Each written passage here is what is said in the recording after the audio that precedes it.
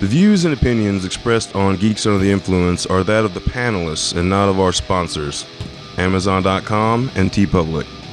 Parental discretion is advised. We are things that were and shall be again. A changing of the guard, the deadites marching in. You think you can hold out, but you know you're wrong, so you better join us now. You better do it fast, or you will be. Necronomicon uses powderizing the dead. You play the tape. Geeks, welcome to the second half of our 31 Days of Halloween double episode. We are delivering a different horror movie for you to watch for every day of Halloween spooky season. Spooky! Yeah, spooky motherfuckers! So we're not going to waste a lot of time on the second half here going into stuff, but let me reintroduce the panel for those that forgot in the week between the last episode and this one. We've got Will McCobb here. Save the bees or I'll come kick your ass. He will. He's capable of it. From nerdcropolis.com, we've got Hey, KT. yeah, it's Hot Witch Fall. Happy to be back. Yay, Hot Witch Fall is like amazing. Fuck yeah. I love it. I like that. My partner in crime on the network and the show as well, we've got Lowdown Brown MacGyver. What's up, you spooky motherfuckers? Yay! Yeah. Spooky. And last but not least, we got the spookiest of the spooks, the spooksters. We got Michael Bickett. And not in the weird, like, CIA kind of vibe at all. Like, I'm not a narc, basically. So I just want to make that crystal clear. Wouldn't a narc say that? I'm out. Fuck. Got him. My cover is blown. Get me. Yeah, that's how I'm getting into the fucking underworld, is starting a fucking geek podcast where we drink booze and talk about dicks. And you've gone this far. Sounds great. This far. Yeah, this far. Yeah, close yes. to 7 years. Yeah. God. Deep undercover. My We are boss at is 6.5. mad. I have been appropriating so much cash for beer and acoustic foam. If you have not listened to the first half of this episode, I do that. Stop. Go this back to episode. last week and listen to that, and then then you can come back and listen to Exactly. This is part 2. This is the follow-up to the episode from last week where we talked about different movies to watch during the Halloween season based on the day. We started on the 30th of September and have been moving through numerically and alphabetically. We stopped on L, the 13th, Wednesday the 13th, which is also a musician, weirdly. Awkward. Nerd. Yeah. Oh, It's yeah. weird. That's awkward. So we're going to start with M, with Will on this episode moving forward. But before we do that, we have a little segment that we're going to do a quick version of where we talk about what really makes this podcast work in the first place. We're talking about what we're drinking. Hey, we're fucking drinking. We're getting drunk. You want to know? Well, here you go. Hey. Spooky. I love that we all just started swaying. We did. There was an organ playing. That's what you do. That's what you do. That's what you do. So first off, I got a little tasty treat that is so thematic that it's fucking bizarre. Buffalo Bill's Brewery, first off, great. Mm-hmm. Darkest of them all, black pumpkin oatmeal stout. They went all out for It's this. just I like love it. they were like, we're gonna Halloween more than Halloween. I Fuck fucking you. love this. Yeah, I've they never did- had this. They did go hard warms on my- this. it warms my this black little heart. funk. Yeah. Look at this. Like, that's a lot of words there. Yeah. There's a lot of words Darkest of on them the all. can. I'm surprised there isn't just a list of like witches, vampires, goblins, just like a bunch of It just needs listings. to it just needs to have on the back, it'd be like, you'd fuck me. That's what I was going to say. I was going to be like, if I sip this, am I going to say, would I fuck me? I'd fuck me. This beer is, Amy mentioned this term. I was not familiar with it. The pick-me girl. Oh, yes. Yeah. I know the pick me girl. Pick-me girl, where yes. it's instead of like actually just being a well-informed person of a thing, it's just like, oh yeah, I like that thing too. Pick me, about it. pick me. This is the pick-me girl of Halloween beer, I think, a little bit. Yeah, where it's Oh, it's- that's a negative connotation. I've never had it before. So, okay, we'll see. So, okay, the description, here we go. We gotta read this real quick. A creamy oatmeal stout with rich layers of pumpkin spice and chocolate notes. Black pumpkin oatmeal stout boasts a smooth roasted malt flavor, subtle sweetness, and the aroma of pumpkin creme brulee. Is this And also on the can? There's so many words. Yeah, it's on the other side that you're looking at there. There you go. And You got to be literate to read I will this can. say that all that's bullshit. Listen, The roasted malts aren't, but like, yeah, the roasted malts. Look, it is drinkable. Don't get me wrong. no, It's not bad. gross. It's not bad, It's not ruining my palate or anything. but it's also not that description. Like, I don't get that. The imperial part of the imperial stout is really the thing that you're focusing on more than anything else. The creaminess from the oatmeal stout isn't there. The pumpkin spice is barely noticeable. It's kind of creamy. It's still Am a I going to be stout. laughed out of this entire podcast if I say that this is like a sessionable like pumpkin beer? No. Actually, considering the 7.9. ABV 7.9, it's still it's a little bit higher than High, normal, but but it's not like with an light. imperial you're thinking Yeah. 8 or 9 plus Right. usually. So it is a True. little bit weaker than a normal imperial. And yeah, I could drink like the 4-pack that I got. I could probably clear that 4-pack without really feeling too bloated or weird or gross. You'd be drunk. I'd be a little drunk, yeah, for sure. But For sure. I've been dealing with a year and a half of fucking pandemic. My tolerance is not a 4-pack of It's 7% formidable. beer. You looked angry at that. He did. Yeah, I mean, it's that's also a reasonable statement. dude. That's How dare you? Like, How dare you? The nerve. I kind of like it, but you're not going to come at me with the darkest of them all. Yeah, like Pumpkin. like And then be a beach beer. Yeah, Like, if I you could drink this on the beach. if you want like the Cannibal Corpse, the beer, you go to Adroit Theory. No they've got- shit. They've got Yeah. all the fucking booze in the world, and I'm sure I'll probably pull that on one of the other Halloween episodes because they're fucking amazing, and their shit is hardcore. Like all the flavors that they're going for is like a sucker punch to the fucking Adam's apple. Yeah. Like they are not fucking around. Now, this other one is like harvest all up in your mouth. And yeah, Here tell we us go. about what you brought to Hang on, the. here I we brought go. a staple, and I will say that because I'm pretty sure this has been on every year since its creation, either of the beer or the podcast. And I I'm can't not remember mad which about one it. was first. I'm pretty sure it was probably the beer. We got Hardywood, East Coast local, bitches. Local represent. Hardywood, straight out of Richmond, VA. Their farmhouse pumpkin. This is delicious. Delightful. It is just so good. It's not pumpkin pie, but it's like, because I wouldn't want that. It's just a nice ale with some pumpkin. I don't care how basic it is. If it's got pumpkin flavor in it, I'm here. Oh my Like, God. I'm gonna try it. Own your basic bitch life, honey. I am. I love here. it. I'm here for it too. But it is a farmhouse style ale. Add in pumpkin guts. I That's do what like you a got. good pumpkin guts. Like, Yeah. good and Yeah. messy. It's good. I mean, Like actually, it's only gotten better with the years, I think. Because I remember at a certain point when they did it, it was very hot. And by hot for non-beer nerds, you could taste the booze. Because this is an 8.2. Oh, y'all are trying to get me 8.5. drunk. This is an 8.5. we're trying. Apparently, you have a higher tolerance than we expected you to have. So, But this is an 8.5. Now, not in a creepy way. It's just like you seem like you're a fucking great drunk. It's I am the great pumpkin like a drunk. fun I am time. the great pumpkin drunk Charlie Brown. Yes. I mean, that sounds like an episode name. I'm looking at the can, and it's a wonderfully branded can. What is this first word under Farmhouse Pumpkin? Wallonian or- Wallonian? Is this a Marvel comics term? Wallonian style farmhouse ale brewed with pumpkin Wallonian. and spices. Doesn't what that the fuck sound is comic Wallonian? books? It's Comic we are the book people of the wall. That's what I'm saying. It's like the It's like Great North. It's like the it's like the northern version of Wakanda, Yeah, but it's yeah. Wallonian. And then you got saying, Wakanda. what is Yeah, there you that? go. What the fuck? What I It's love really about good, this is that it's not overly heavy. You've got that kind of like really weedy farmhouse kind of vibe to it. And the pumpkin is not overplaying that at all. That's such a sensitive flavor profile anyway. The pumpkin adding to that could very much take that over. It's on the back end, It's kind on of, the back right? end. It's They- nuanced. As all the They good did- things No, are. you're right. well with Like this. it's nuanced. You get that pumpkin flavor while still getting that weedy profile at the same time. Yeah. It's very well balanced. It's as you mentioned on the previous sessionable. Sessionable. It's not an 8.5. It's not Sessionable. sessionable. Well, But no, it I mean tastes like it's sessionable. The flavor, the drinkability Yeah. makes it Yes. sessionable. The booze. Just make sure if you're going to Dangerous. It's session this, dangerous. do it at home.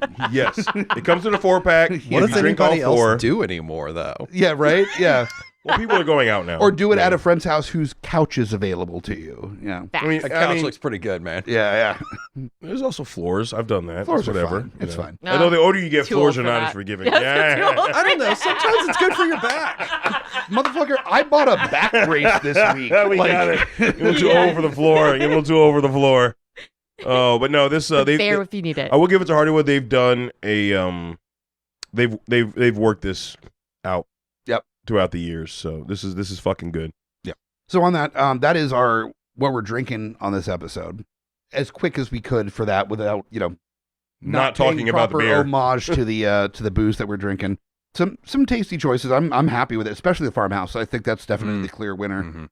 Mm-hmm. We are moving on to I did L. We're on to M with Will. M is Will. Yeah, That's Start with right, M. yeah. Oh, by the way, the reason they couldn't get this right is because they're from fucking California, San Jose to be exact. Not the East Oh Coast. no! Don't put it on California. San Jose. Fuck San Jose. I don't And actually. all our listeners drive from San Jose. Yeah, all like one person in San Jose. Yeah. But also, I don't actually have an issue with San Jose. Does that guy actually just- like San Jose? It just sounded cool. I got a lot of shit for not following the San Jose Sharks because when I started watching hockey, you growing up in San Diego, you can't root for an LA team, so the LA Kings were out. Like that was not an option. And people were like, "Well, then just root for San Jose. They're the next one up." What about Anaheim? That was before Anaheim. Oh, okay. That was before they were a Okay. team. So San Jose was the other option. I went, no, but they're really bad. Like I'm not going to do that. And so I have Loyal it in my to the head that I Sharks. hate San Jose, but it's only that I hate the 1992 San Jose hockey team is the only issue that I have with San Jose. That's hilarious. So that's my It's a deep axe to grudge. grind Deep with grudge. San Jose. Yeah. I was going to say because they're West Coast, it doesn't get below, what, like 50? What do the fuck they know about black pumpkin stout fucking cold weather beers? Oh, they know in San Jose. That's what I'm They saying. know better than San Diego knew about cold weather beers. But what do they know about cold weather beers, period, compared to East Coast? if beers? it ain't motor oil, I ain't drinking it. I'm saying. Yeah. I'm saying. East Coast style, baby. We're Check like, it. we get cold, we get dirty, we leave a ring. All right, so on that Yeah. note, Yeah, So, all right, Will. Will bring the fucking thunder. Bring the M. How am I don't even know. Well, all right. I'm going with a 2002 movie. And this was what the fuck do you have an It's issue with just 2002? a pivotal year in horror. It No, really I'm is. I'm always curious to guess before they say what the movie is. Yeah, fair. and this was a strange love story, if you would, starring I always mess up her last name, but Angela. Lansbury? Lansbury. No.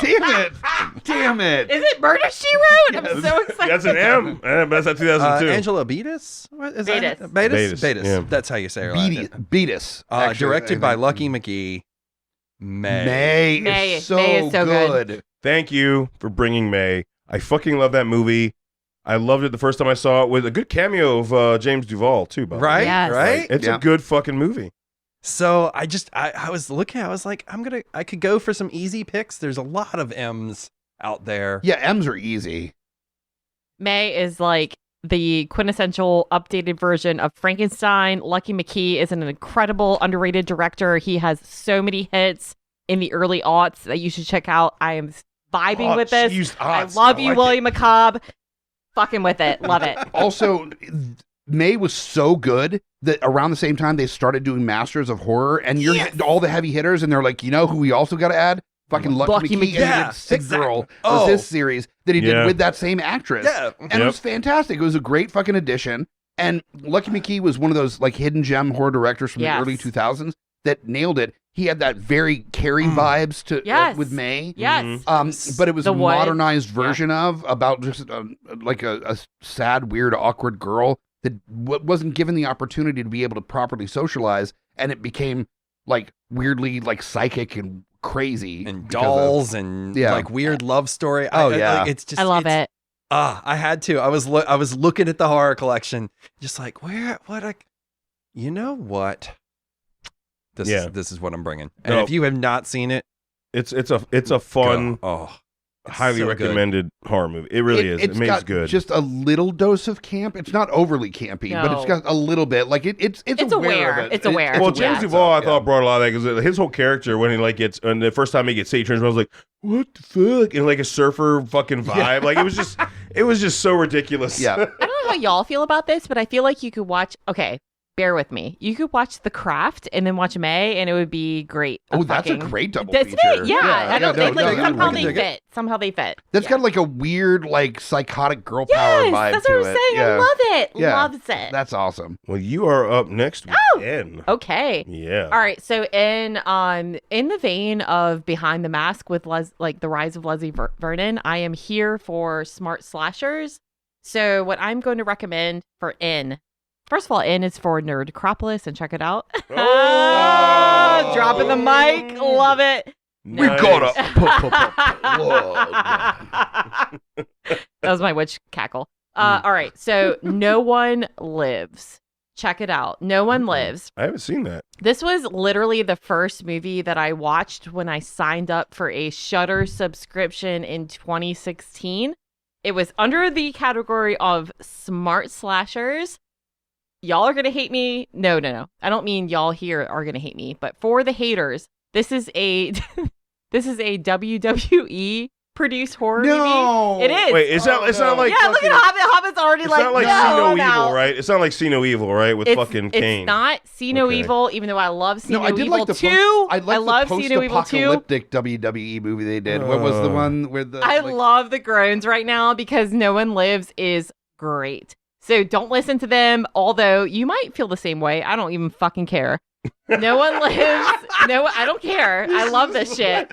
I love this movie. Mic drop. I Fuck do. You. Watch this movie, Okay, motherfucker. See No Evil 1 was or I'll elbow drop you. but like also let me give you context and let me let you know who you're fucking with.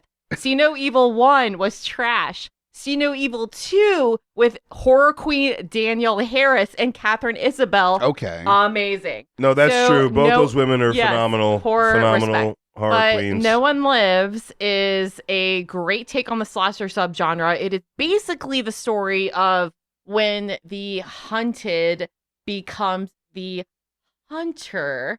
So it sets it up in this couple that is traveling and they run across this merry band of bandits who are supposedly badasses. And maybe one of them becomes extra badass and they take revenge on the folk who are supposedly the badasses. So it completely is not unconventional. It is unconventional in the horror realms. It takes it. It is good. It was from 2012. So it was still in the vein of when torture porn was like still a thing. So the kills are very brutal. I'm telling you, if you're sick of the slasher subgenre, watch No One Lives and watch Behind the Mask, The Rise of Leslie Vernon, and it'll rekindle you to the subgenre. That's all I'm saying. That's all I'm saying. And you might hate it, and I don't fucking care. I love it. And it sounds like, you brought up the torture porn thing, but it doesn't sound like it's actually in the vein of torture porn. No, it's not. The thing that got people sick of torture porn is that everyone wanted to do a movie where it was just like human obvious. centipede, No, fucking, it's not. It's all not. that shit. No, yeah, it's a story of. But it did open up the door for like, no, I'm gonna film my movie where it's got some brain, it's got some heart, clever. and it's also got some fucking brutal kills. Yes, that's brutal exactly kills. how I would describe it, and you've never seen it, and I love it. So yeah, check it out. All right, I wrote it down. That's on my list of things. And you to might watch. hate it, and I look forward to your review. Okay. Although I I do love my follow-up. I got you. Your choice here, where the part of it is it being a role reversal. The hunted role become reversal. The hunters. Yes. And that is very true with my choice for the letter O. Is a little horror comedy flick that kind of flew a little bit under the radar. Some of the deeper horror nerds may have seen it, but a little movie called Otis. I've never seen it. Oh no, was that the kid? No, this was I've never seen it. This was a pizza, I'm like thinking a of chubby Milo. pizza delivery dude that becomes obsessed with the younger daughter of this family that he delivers to on a regular basis. Nope. So he ends up kidnapping her and has like this murder basement that he like makes her like perform like romantic cosplay basically for him. Of like, he's trying to create this like romantic experience with her. The family. I forgot I'd seen this. Yeah. Have you? I've never seen it. It's I've never fun heard one. of I had it. forgotten It's got about Daniel this Stern movie. in it. What? Yeah, it's the What? father. And This is basically 80s, the 90s? what What's the time frame? like 2004, oh, 5, recent. 6, like no, it's late 2000s probably. It's set in that time period too. Yeah, it's set in that time period Okay, as well. okay. Yeah. And so basically the family ends up tracking down this dude. Like they figure out who it was that kidnapped their daughter. So instead of calling cops, they track him down and exact revenge and get the daughter back. And it's little Last House on the Left. it's gruesome Really? and funny and wacky. I mean, there's some wackiness to it for sure. And there's a whole lot of what from the serial killer being like, oh no, you know, What? yeah. Who? Fucking Tim the Toolman Taylor over here. Who? I definitely have seen this movie, and there's definitely some. But you forgot awkwardness you saw this movie. Well, I also drink a lot. Yeah. Hey. And watch a lot bro. of movies. Hey, bro. Yeah. I got you. A lot of horror movies, lots of booze. It happens. But, It like, happens, dude. You're like right? sitting there at like 3 a.m. You're like, what am I even watching Yeah. right now? All right, wait. So it's me now, right? Just I got, looks I got no the PP. I got the P. The PP. So, Oh god, this second half is gonna be garbage. All right. So- So hey, we use every man's trash is another man's treasure, sir. and that's why I treasure you. Exactly. Yeah. I'm aware. Are you all was gonna that a kiss? pet or a pat or a hybrid? That was a pet hybrid. It was Yeah. How do you even say pet? That was pat an is a alien hybrid? resurrection of a pet. Like it was a little bit of both. Stop. Yeah. Stop. Yeah. Oh, don't reference that movie All in front right, of fair. me. Okay, go. Anyway, go. Jesus Christ. So, of course, I had to bring a film from a particular person because he is my dude. His And- first, his last, his everything. That's accurate. And also because, again, it is one of the more under the radar films of this particular giant horror director. So for those of you who do know his films, you might not know this one. And so I brought Prince of Darkness.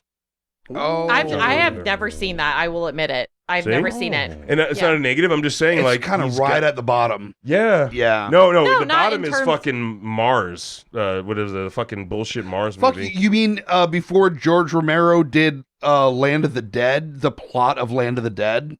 Because John Carpenter's Ghost of Mars is the exact same plot as Land of the Dead. Ghost of Mars is bullshit. And his remake of Village of the Damned kind of sucks. And I know someone brought it on the very first episode we did this. Yeah. I don't fucking like that movie. Yeah. I don't Spewing know. the facts. I'm but just saying, Prince but of no. Darkness. Tell me more. So Prince of Darkness is part of the Apocalypse trilogy. So it started with The Thing, 1982. And then you got Prince of Darkness, which was 88, I believe. And then it ended with In the Mouth of Madness Right. in 94. Yeah. Which So everyone should see. But Yeah. Prince of Darkness is like, I agree with you. Prince of Darkness is that one that people forget or skip over. And they shouldn't. trilogy. I mean- I'm now gonna have to go back and rewatch it all as kind of like a trilogy. If you idea. watch them in I've sequence, never- I you think kind I'm of gonna start have to to as see. I well, never yeah. really thought You about really that. start to see how they stopped an apocalypse. Like, if The Thing had gotten out of Antarctica, what would have happened? If they let Satan come back in Prince of Darkness, what would have happened? Damn. If they I'm let Sutter sold. Kane, if they let Sutter Never- Kane take over in the Mouth of Madness, what would have happened? I about never that shit, really, Right? I never really thought about Do it you in Yeah. that like Sutter Kane? that like triptych. Yeah, if you really look at it as a trilogy, each one, they all stop something that would destroy humanity and the world as we know it. Huh. Yeah. Huh. God damn. And Carpenter penned the term his apocalypse trilogy. It wasn't like fans. He said, like, this is my apocalypse trilogy. Like it was intentional. Yeah. Hey, I don't know this, and I don't know if you do, but did he say that like during when this shit came out? That, Was I he, don't like- know the time frame he started. I don't know calling them either. that. I don't know either. I don't. Yeah. I wish. Honestly, that's a good question because I wish I did. Because that would even add some more. Like, if he it was was- like when Prince of Darkness came out, it's like, yeah, this is part 2 of my apocalypse trilogy. You're like, I don't wait, think he there's another did. one? I don't think he There's did. another yeah. thing coming. Yeah. Yeah. But no, it definitely is sleeper. Is it his best film? Fuck no.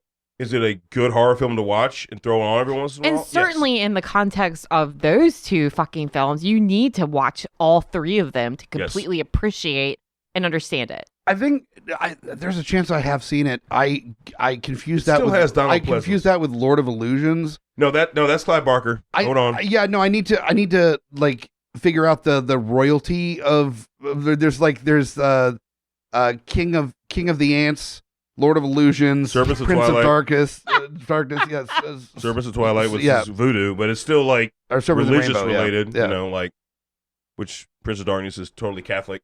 The Yeah. Donald Pleasant I plays love a that priest. recommendation because that flies under the radar, and I appreciate you for that. Thank you. For my Letterkenny Remit. I recently just rewatched it because That's what I appreciate about you. I Thank you. enjoy Right. I enjoy that there are Carpenter films that I don't like clearly, like as I stated. I still like this one though. It's still fun. Nice. It definitely goes back to his slow burn days, because this is 88. So you think he's had 78. He had Halloween. He had The Fog. He had Escape from New York. He had all these movies come out before this. This does kind of take it back to a slow burn, but it unfolds nicely, and it's got Alice Cooper in it Cool. Nice. too. Yeah, he plays the lead hobo. He kills a couple people. Well, the next one up, I'm interested because this is one of the harder letters. And as we're getting to the later parts of the alphabet is where some of the letters get a little bit more challenging to figure out a choice here. Will, you've got Q. So for the I was next- kind of surprised when I went back and looked and saw that we hadn't done this Oh. Okay. Oh, okay. because it's so damn obvious. Quest for Fire is not a horror movie. No. I think I know what it might be. Tell me. It's been a long time and it's a ride. We're going to go with Q. Yeah. The Winged I knew it. Serpent. I knew it. We're going to Larry go with it. Cohen. We're going to finally go Larry with the obvious. Cohen. Everybody has been trying to avoid it, I think, the last couple of I years think that's because probably the case. So That's I'm not true. I referenced this actually 2 years ago. I said I want to say Q, the Winged Serpent, Oh, but I that's- hadn't. But I have never seen it. I've Yeah. never seen it. But That's Larry right. Cohen, I've seen it Larry- now. It's incredible. Fuck it. I was if looking by back. incredible you mean I there's forgot. stop motion over like You're right. city scenes that don't Okay, match. I think it's Also, incredible. anything. I had forgotten. I looked it up on IMDb today when I finally pulled the trigger. I was like, yeah, I'm doing it. Yes. David Carradine apparently. Like, I was like, wait a minute, David Carradine was in this? Like, I haven't watched this in years. I'm gonna. have to. Yeah. It's sitting on the shelf, and you know what? It's gonna get pulled out this year. Watch No, it. it is fun. If is anything, it's fun. fun because of how That's fucking right. trash it is. You end up doing Quarantine instead. Yeah. Yeah. I've never seen Yeah, Q, right, the yeah. Winged Serpent. Yeah. No, So- Q the Winged Serpent. It's a fun time, but it's not good. No. Sign up. God, no. That's a get with your honey or a friend, pop a couple beers, or It doesn't smoke a matter. bowl or It is. two, It and is someone, a director, Three. saying what would happen in New York Three. City if some winged fucking mutant Dragon? That's thing, literally and I the love plot. it. I love it. The I plot love is like, it. what if a dragon was in New York? And somebody's like, fucking gold, Jerry, gold. It's Q, the Winged Serpent. It's bad. No. It's So It's a bad. It's really bad. It's a bad. But it is so good, and I Alright. love it. and it's probably free streaming literally everywhere. Look, if you love awesomely bad movies, you have to watch Q, the It has Winged to- Serpent. it has to be it's in a there. fun bad watch. Yeah, It's a I ride. agree. All right, next up, Katie.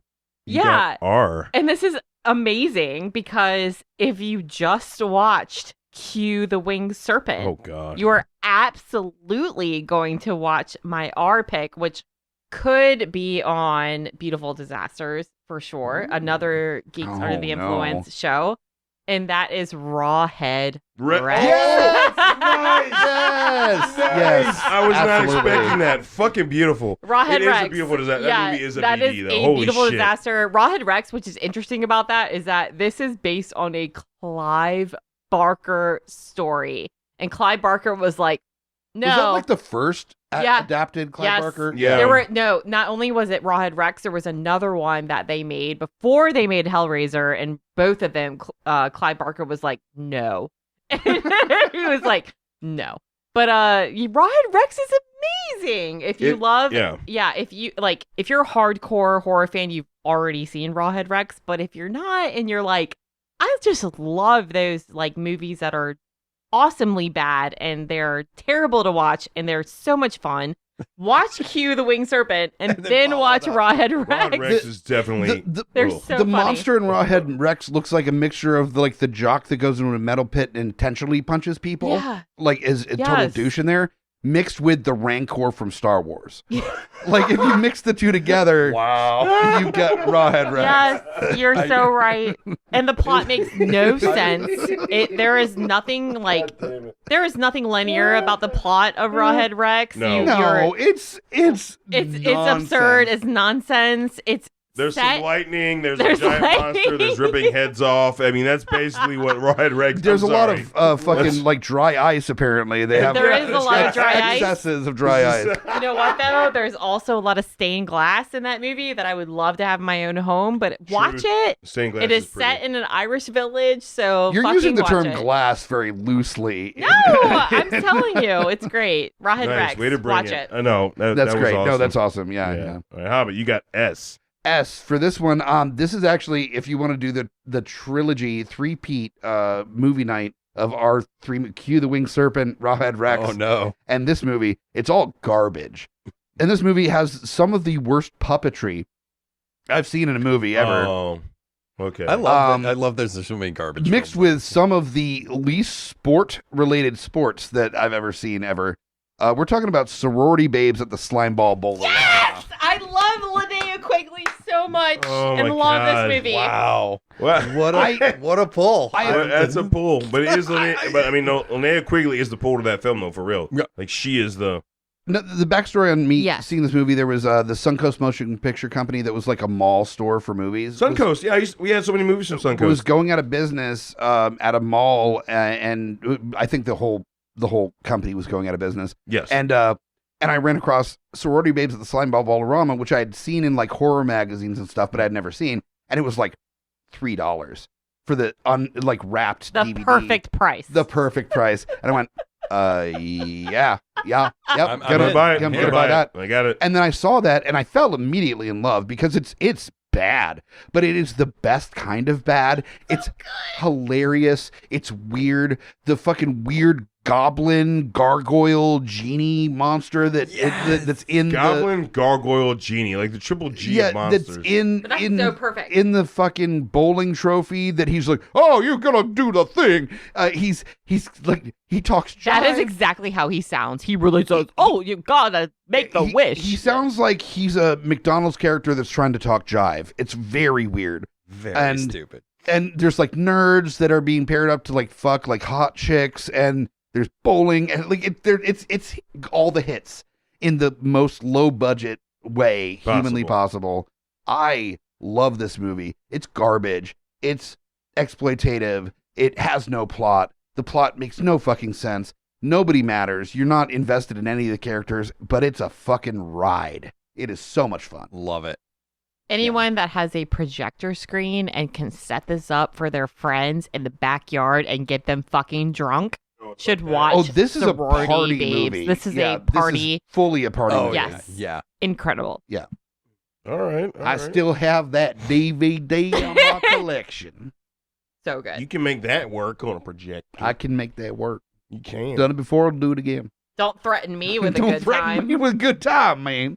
All right. So, again, this is another one for me where at first I questioned the remake versus the original, but I'm actually going to say fucking watch both for different reasons. And I went with The Town That Dreaded Sundown. Oh, Yes. fuck yeah. Fuck yeah, trombone. Yeah. I love that shit. Because the remake plays so good. on the original that it actually happened, and it comes around Halloween, so October, just saying. And they have a yearly showing in October of the movie The Town That Dreaded Sundown. And it's showing, because that movie was shot docu-style for the kills that actually happened in the area. And then in this movie, the remake, a killer actually starts killing people in the town with the same modus operandi. So both films are actually really fun to watch. They're just two different style of films. That's really where I'm at with it. Like the original one is, like I said, done docu-style. It came out in like, what, 74, 78? Maybe 76. It's old, but for the time, it was a very visceral film. And the remake, when it came out, it was like 2014, I think. It was very hardcore for the time period it came out. So they're both very good watches. So I'm not going to tell you to watch either one like I did with the previous one that was a remake. I'm going to say watch both or pick which one fits your fucking taste. That's where I'm at with that. Fair enough. I am like literally screaming out of my skin right now listening to Lowdown talk about this movie because The Town That Dreaded Sundown, if you're not like hardcore horror. I don't know. I don't even mean to say hardcore. If you don't love horror, The Town That Dreaded Sundown from the 70s is one of the original slashers. It is pre Texas Chainsaw Massacre. It is pre Black Christmas. Yeah. It is pre whatever, everything else. And it is amazing. Pre-Halloween. But what is also very, very amazing is that it's silly. It is like, it's a slasher film, but the original one has a little bit of a silly element, and the remake is solid. And The remake is gory and like hard, it is. dude. They It go really hard with is. that And one, I man. do not, just in case no one has heard me on this episode before, but like, I'm sorry, not episode, but like this podcast before, I do not recommend silly. Like it is good. The remake is good. So yeah, I love that you recommended that. So good. Thank you, Lowdown. Welcome. Coming straight from the mouths of madness, I'm Lowdown. I'm FU Hunter. Do you love horror? We fucking do. So this is a podcast dedicated to all things in cinematic horror. We're talking movies, television, composers, special effects artists. We're going to fucking cover it. So if you love horror, Embrace the madness.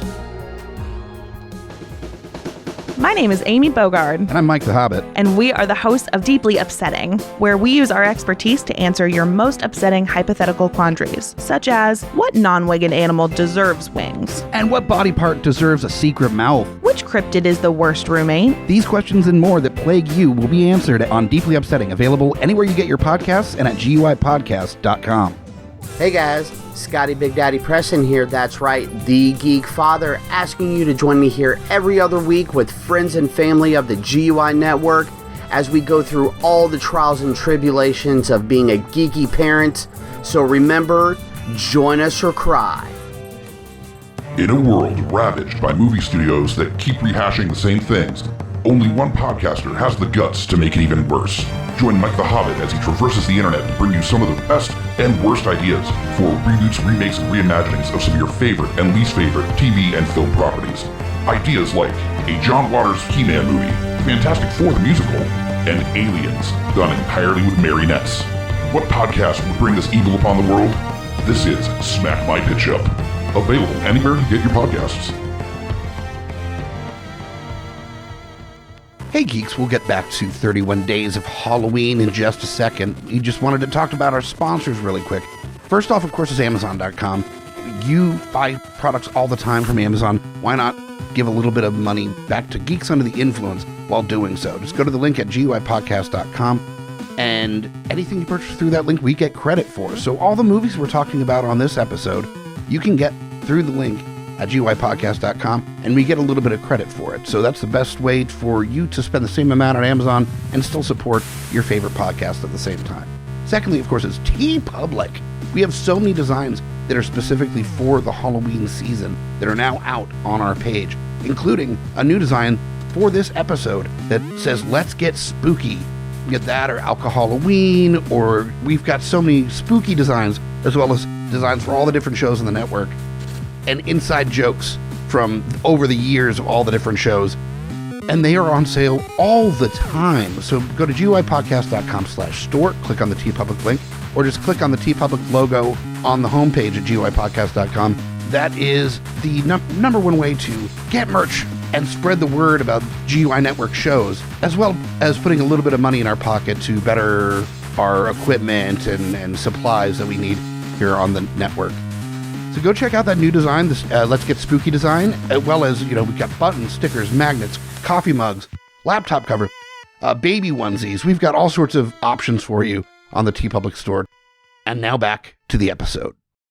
So we're down to Will with you, which is one of the more challenging letters.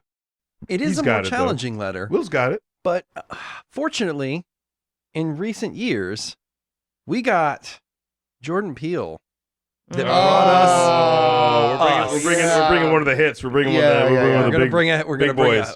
we're gonna bring a hit. It's We're gonna bring one of the big But boys. also, like, the I love movie the just got concept. like weird. Yeah. Like Okay. as it went. Look, I love the movie. I do. I love Us. I feel Obviously, like we're on Us the same is- page. yeah. So you just go ahead. I love Us. We were talking actually outside before we started recording about there are two different types of storytellers. There's the engineer that has it fully tracked out to the end, and the creative that they're incredibly intensely creative and they come up with these great concepts, but they don't know how to stick the landing.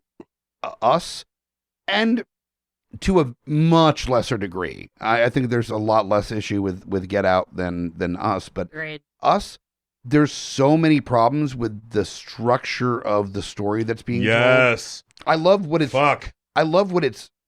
It is saying expressing. it. It's saying Like I love the expression that it's saying, but it's so nonsense in the actuality of like the Like, world that it's creating. It definitely it almost feels like the movie was in two parts. Yeah, you know? Yeah. right. I agree. Yeah. Like, and you're like, this is incredible. The This is, Hands Across where is America it? Where is it going? basement This is slave twin what? thing was where fucking. as they're walking through the basement, they're twins walking on like fuck, no.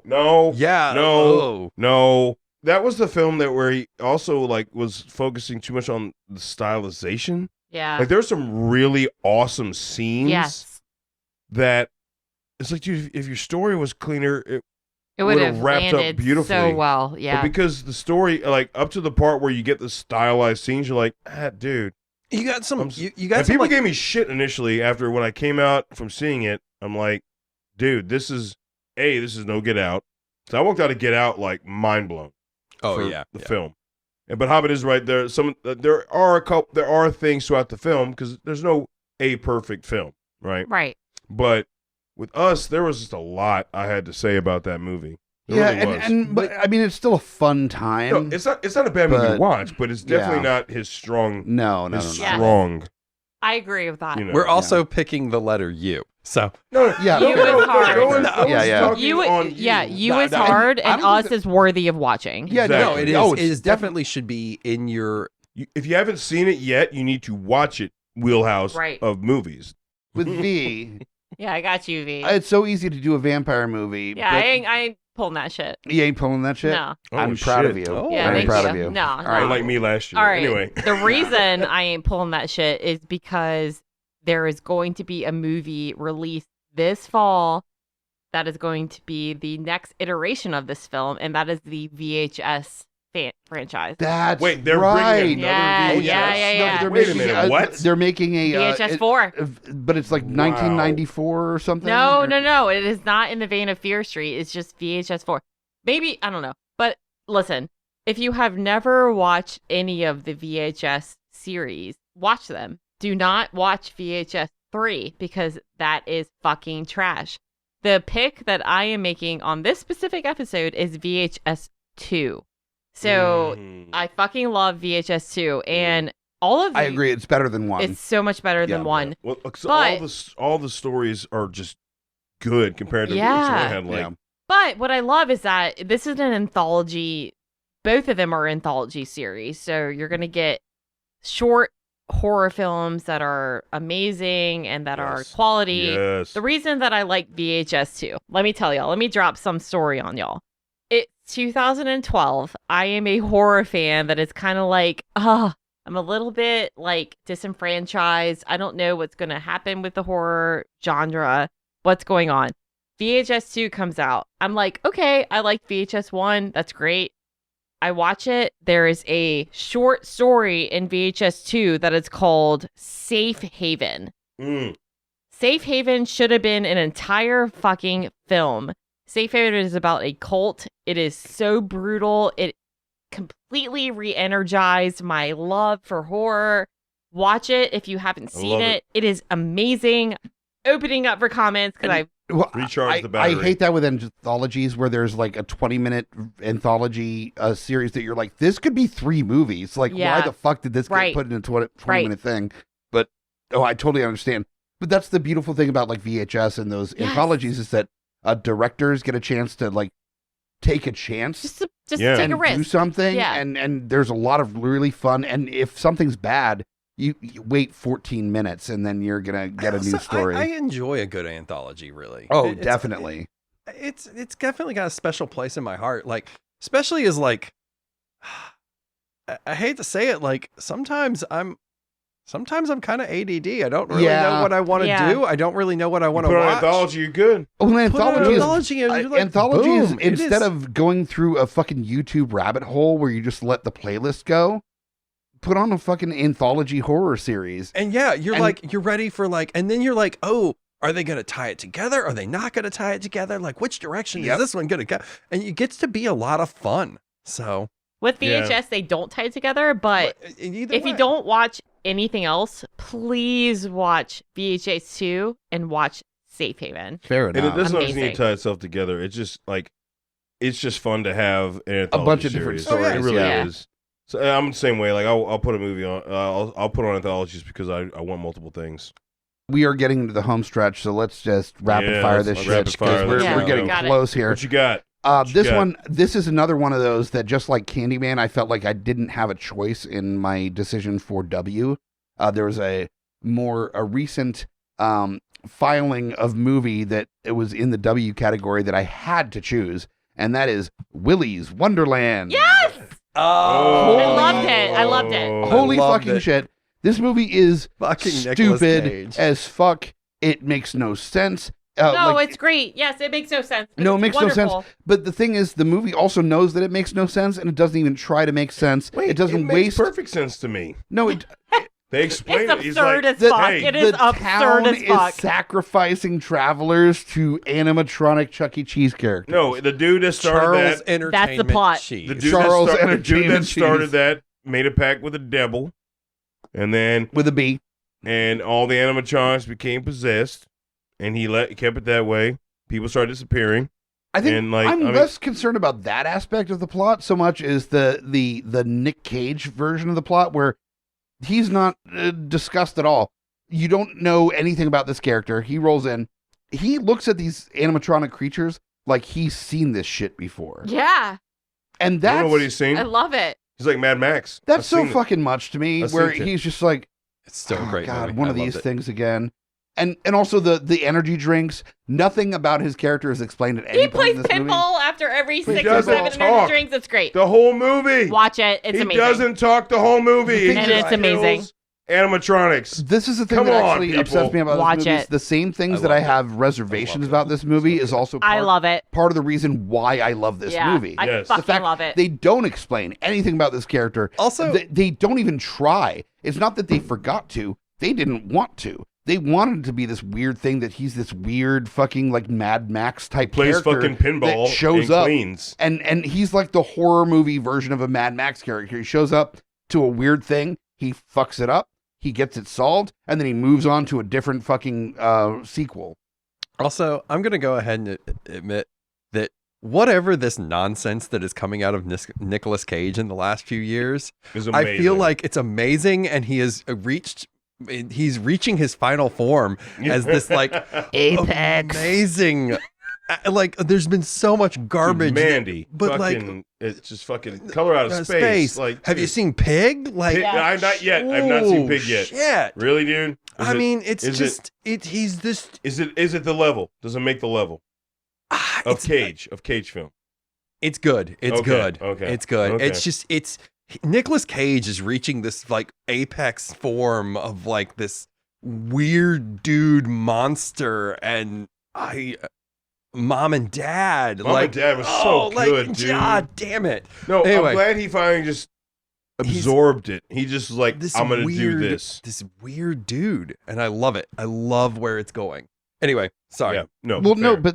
but also like he's releasing on such a regular basis that you got Pig, Willy's Wonderland, Prisoners many. of Ghostland just dropped this week. Yeah. Oh, fuck. What? Right? Boy, I haven't and- even got a heard new of this. movie? Prisoners Yes. of Ghostland. If you haven't seen the trailer, we'll do it after this episode. Prisoners of Ghostland looks like a psychotic, hyper real, hyper color, post apocalyptic Japanese American thriller horror adventure movie. Well, I got a pre It spooky looks season absol- movie. It looks insane as fuck. And it apparently just dropped a small release this week.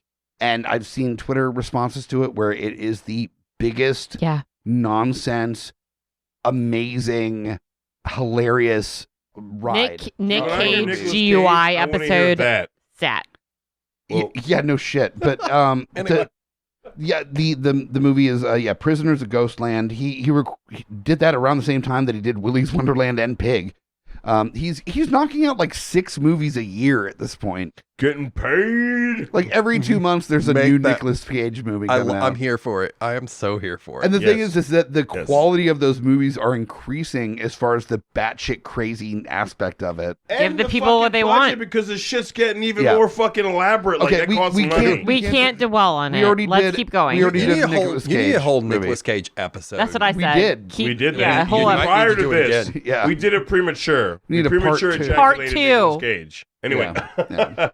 So we I'm got on. me. We got me. For X, which All right, is so- always very difficult. Yeah. So X. that is the hardest letter. It is, and Yeah. I'm going to bring this up now. I mentioned this before the episode. This movie has not been done, because it was also the easiest find in the previous 2 calendars.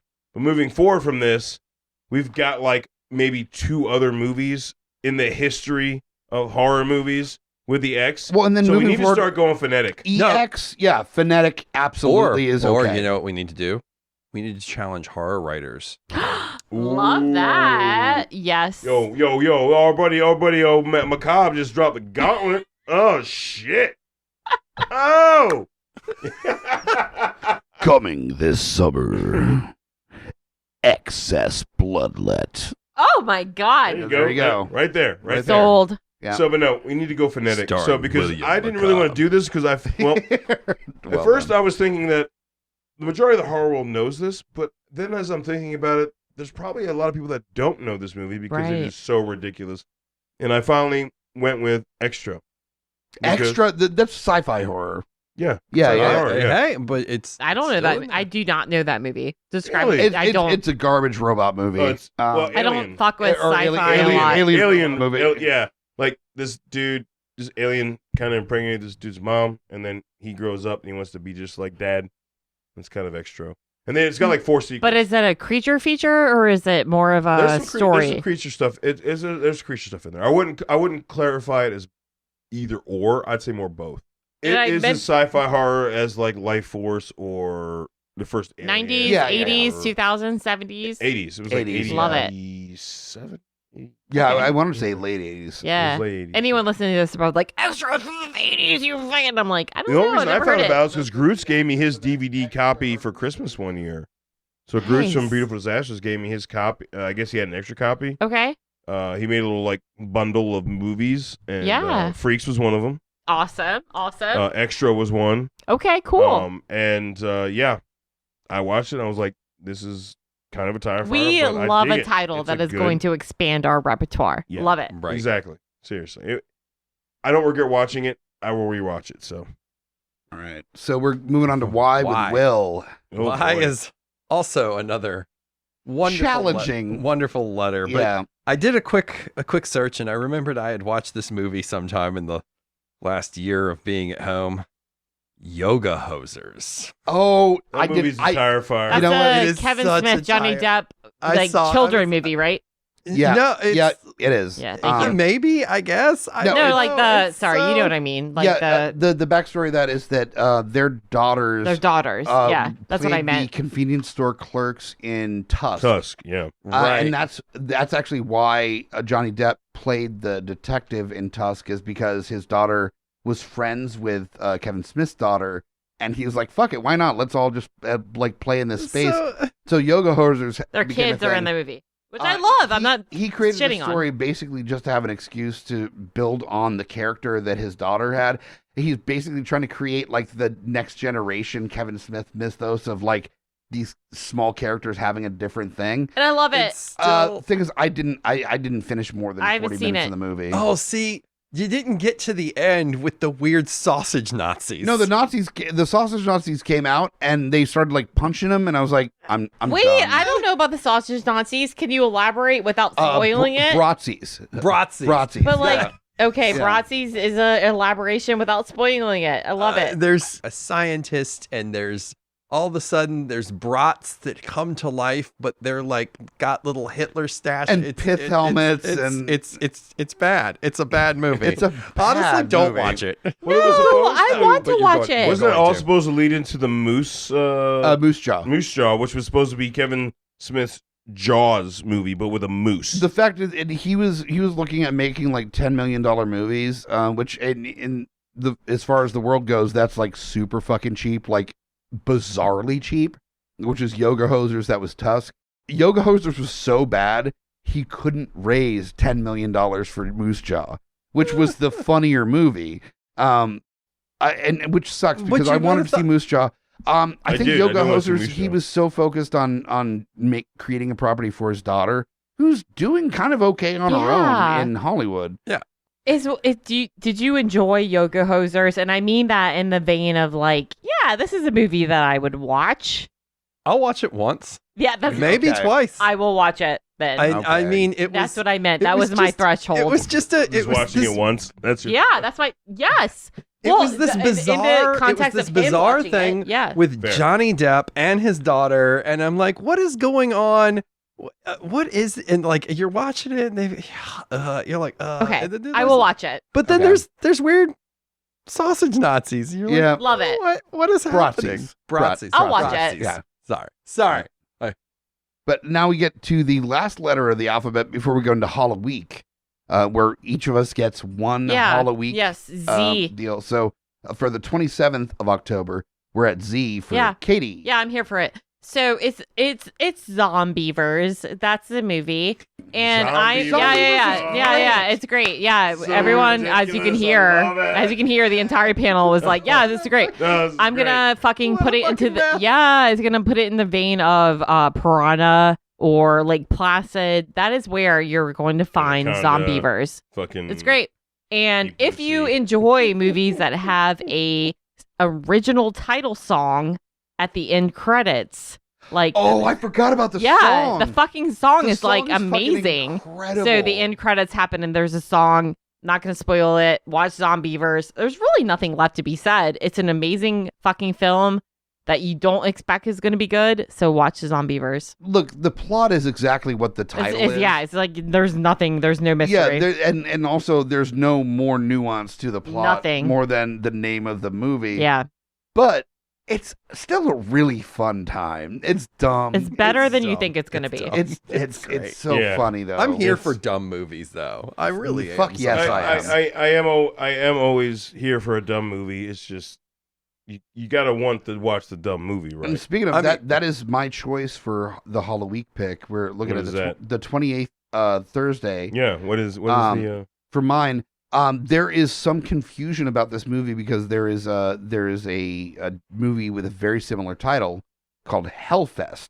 And that takes itself too seriously. The clearly superior version of it is Bloodfest, which is one we did at Fuck You Hunter's house. Actually, Steven, I don't know if you were there. We watched it. It is a horror comedy movie where there's basically a there's a bunch of killers. There's a bunch of different areas that has like zombies and witches or whatever. And it's set up. And then turns out where it's a whole setup for everybody there to be murdered. And there's a serial killer walking around. And also there's actual witches or not actual witches. Are you talking about the 2018 film Bloodfest? Yeah. No, like Hunter and I did that on Killer or Filler. You were not involved.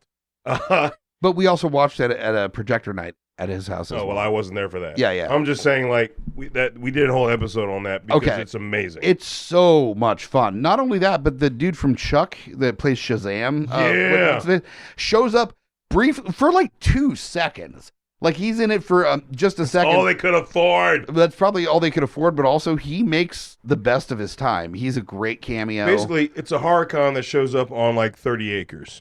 Yeah. There's a fucking t-shirt that says I survived Bloodfest, and that is the t-shirt that I bought. Yes. That's what I'm saying. Yes. It's such a good movie. That's so good. So there were a couple parts where it dragged, but all in all, it didn't kill for the movie. When we released the episode, we had to think about how do we want to do this because we could spend time focusing on all the fucking callbacks. Definitely. Or we could spend time just trying to tell the story. And we kind of got a little in between, but like all in all, it was a great film. I think that the challenge with Bloodfest is it's a child of two masters, basically. Yeah. It's callbacks to a lot of all the classic horror stuff. It's a reference to all the things that we come to know and love in horror. But the same end is trying to create some level of appreciation for the characters in this movie at the same time. So they have to create these boring dialogues between the characters, so you make them care about each other. But the fact is, you do end up actually caring about them. It just comes off a little bit long at points because it's so fun to reference all these fucking horror movie tropes that you've come to know and love. You want to go back into the fucking fun, and these characters are busy trying to like fuck each other in a bathroom. You're like, yeah. Or like he's trying to break off, and then he runs into vampires. So you and get why they take the pause to develop the characters, because eventually you do care about these characters and you want them to survive, and when characters die, you're upset. Like, it's important that they have those moments, but the fun outside of those moments is so fun that you're like, can we just not deal with actual plot and just go back into the fucking the slip and slide again?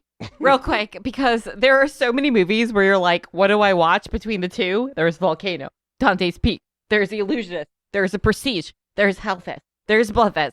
I recommend Bloodfest. That shit is great because of just the reasons that they talked about. Yeah, that's my reason. Fucking Bloodfest is so fun. Bloodfest is a great film. And if I remember, I think it's still for a sequel. They left it open for a sequel. I think it's still free on Prime. The last I checked, it was on Shudder when I watched it. It could be on Shudder as well. Yeah. But so now we're going into we got Lowdown's my Halloween pick, and the Friday, the 29th of Halloween. I kind of looked at it. This movie, I can't believe we haven't actually brought this up in previous calendars, and I was like, no, this movie needs recognition, and I'm going to specify. I'm going with the unrated version of Drag Me to Hell. Yes, 100%. And I specify the unrated version because that was some gross, hardcore shit in that fucking movie, dude. Like, dude, once Sam again, Raimi another wild ride. Yeah, dude, wild ride. And but wild ride that scared the fuck out of you. The parking deck. Oh, that scared the shit out of me, dude. Like, you just see the fucking handkerchief floating. You're like, what the fuck? And next you know, she's like in your fucking face, and she's like, voodoo corpse. Oh god, it's gross. So disgusting. I loved it. Anybody else? Anything? Drag Me to Hell? Drag Me to Hell. I like the PG-13 rating. Sam Raimi was like, cool, I can do with that by literally just making the grossest movie with no blood, but there's spit, there's boogers, there's like the fucking grossest shit ever. There's like weird mouth noises. Motherfucker. Yeah, no shit. Like that Sam Raimi was like, oh, okay, I can't do blood. Okay, I don't know what I'm gonna do. Like, just made it gross. But then the unrated version, you get the noises plus the bodily. Yeah, it's not just blood. No, we're talking about bodily fluid. Yes. Yeah. Sam Raimi's good with the goo. Yeah, he goes beyond the blood. He's like, no, fuck you. They didn't want blood. Now I'm going to do it unrated. I'm not going to give you blood. I'm going to give you like all kinds of nasty Good with the goo shit. is a solid episode. Good with the goo. I agree. Good with the goo. And that comes with time. I mean, when did Drag Me to Hell came out in what, 2009? It was late. 2010, yeah. So obviously people knew that there was like this whole thing where PG movies in the 80s was like, why was this a PG movie? Same thing with Drag Me to Hell. It was like, why is this a PG-13 movie? There are so many elements of this where it's like, it takes it beyond that. And it's because Sam Raimi's been doing this so long, he knew how that's he what could I'm get saying. away with. Exactly. He knew. That's why he is a masterful director. That movie is essential viewing. If you have not watched that, fucking watch it right now when you're listening to this. Like, stop it. Don't even go to the next letter. Stop it and watch that. That's how and if you can find, like I said, if you can find the unrated version, there's a whole other world. Yeah, but I got a pretty good one for the next. No, let's get to Will here because we're right at the tail end here. Yeah. What's up, Will? What you got, bro? I'm gonna go with a 2020 release that's also kind of gross and fun and weird and stupid. And I mean, what child doesn't want to take hold of a gem that controls a giant psycho gore man? Yeah! Psycho Gourmet is the best. Woo! Yes, dude. That movie was so fucking absurd, ride. Dude. What a I love Psycho Gourmet so much. It is hitting so many levels. The sci-fi nerds, the horror nerds, the retrowave nerds, like the fucking absurdist people. Comedy. Like, comedy nerds. Like, there's so much comedy. That fucking actress, that little girl, is bringing everything in the entire fucking world. She's a fucking hero, deserves a fucking Oscar. I can't wait to see what she does after this. Oh my God. Because she is clearly... There's a giant monster killer that she is stealing scenes from. She's just such she's like, I don't... because she just won't let him talk. You just see all these scenes of Psycho Gorman like... she's like pulling off the sassy bitch so hard. So hard. And it's so amazing. Yeah, she is like fucking... a pain in the ass. And gone, I love dude. it. I Girl love is it. gone. But she's sassy. She's fun. She's like, no, you're going to doesn't go let eat go. that. She doesn't let go of the gem. Like, you see Psycho Gorman staring at her like, "Urgh." She's like, I'm I brought you these magazines. They have some hunky boys. Oh, the brain, though. The brain, Fred. Come on, man. It's just hilarious. He's like, will I ever be a human again? Like, I don't know, whatever. Just cry in your bed. Like what the fuck? The effects, the practical effects in that movie is also incredible. The costuming was fucking fantastic. They knew exactly what kind of movie they were. They knew what they right wanted between, to be. Was it Blood Machines with Carpenter Brute that Shudder did, which is like high concept, insane fucking retro, like synth wave gore, sci-fi weirdness, and it had a little bit of that. And then on the other end, you have like the Trauma King. Yes! And it was somewhere right in between the two. They're like, well, that TV is bleeding. That's what they so said. That's an actual line. Psycho I love Gorman it. We've got the one god who was right like between. chugging out blood from churned guts and shit. No, it was like a Gwar concert. I was like, what the it. fuck, man? Also indicative of Rawhead Rex, was what I talked about earlier. Yeah. It really was. So speaking of that, Katie, you got the last what you want. Oh my god. Because this is 2021, I'm going to tell you, I'm going to rock your fucking skulls off with that shit that I just watched. It's Malignant. Really? I haven't gotten to see it yet. That is such a divisive the way movie. the divisive the way oh my god, the fucking tension in this room is cuttable with a knife. Here's why I will defend Malignant, and you can make your own choice. I haven't watched and it that's yet. fine. Like, it's on my list. I just haven't made it yet. Yeah. Yo. Like I enjoy James Wan. I do. James Wan made a horror film only for horror fans. Only for horror fans.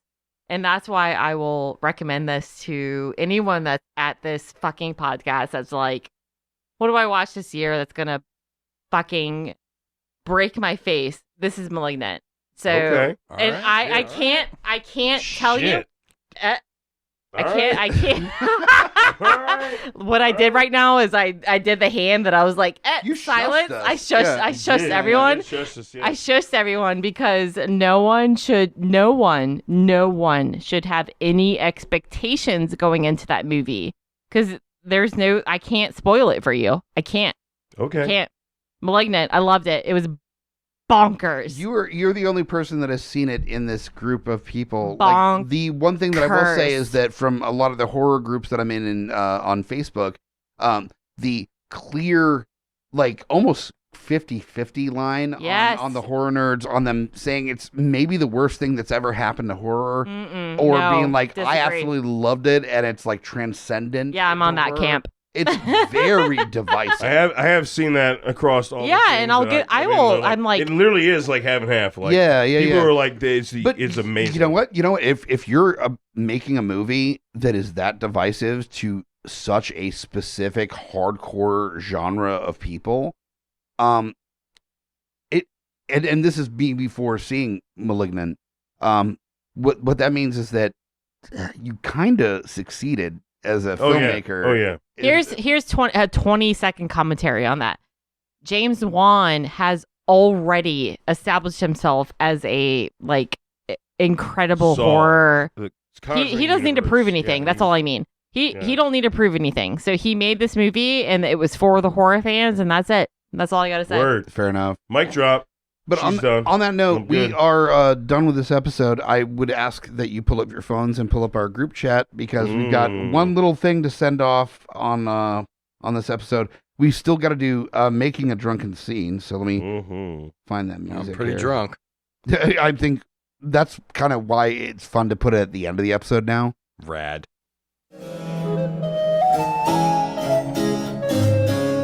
Making a drunken scene. Oh, this is insane. This is a stupid, We will do stupid it. We will do it. little bit here. This is from Rocky Horror Picture Show, and it's a small bit. Uh-huh. So everybody's got their characters. So here we go. This is I don't from, remember who I am. You're Brad. You're Brad. Thank you. And I'm Janet. So here we go. From Rocky Horror Picture Show, starting with Dr. Everett Scott. Janet. Scott! Hero Janet. Brad! Rocky. Scott! Janet. Brad! Janet. Oh, is it me? Yeah. It's you. Oh, Brad! Rocky. Jesus Christ. Wow, that's the that is the simplest. That is the simplest drunken scene we've ever And done. it was the hardest. It was the hardest to do. Holy hardest. shit. That was terrible. No, it was fun. It was a lot But of also, like, so as much of a train wreck So as embarrassed. this second Oh. half of 31 Days of Halloween. Thank you so much for spending 2 episodes with us as we talk about some of the greats and not so greats of horror on your 31 days of the spooky season. Spooky. Spookies. That's spooky. So definitely check us out at GUIPodcast.com. Hit us up on social media. Rate, review, subscribe. Check out From the Mouths of Madness. Check out GUI Nights. Eventually, sometime this month, I think we're going to have a GUI Nights. No, honestly, maybe at the maybe we Maybe the I don't end- think we'll have a GUI Nights till November. Actually, Possibly. Yeah, I have to look at the yeah, calendar. it's crazy. But it's all on the same stream. Yeah. But definitely check out the other shows on the Geeks Under the Influence Network, GUIPodcast.com. Until then, we will see you next week for another amazing episode of Geeks Under the Influence. I'm Mike the Hobbit, and as always, joy, not so die. Shut the fuck up, Hobbit. Join us or die! Join us or die! Or I will swallow your soul!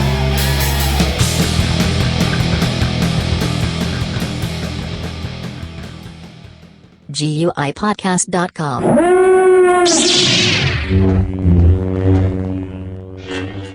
Oh, you're gonna do the thing.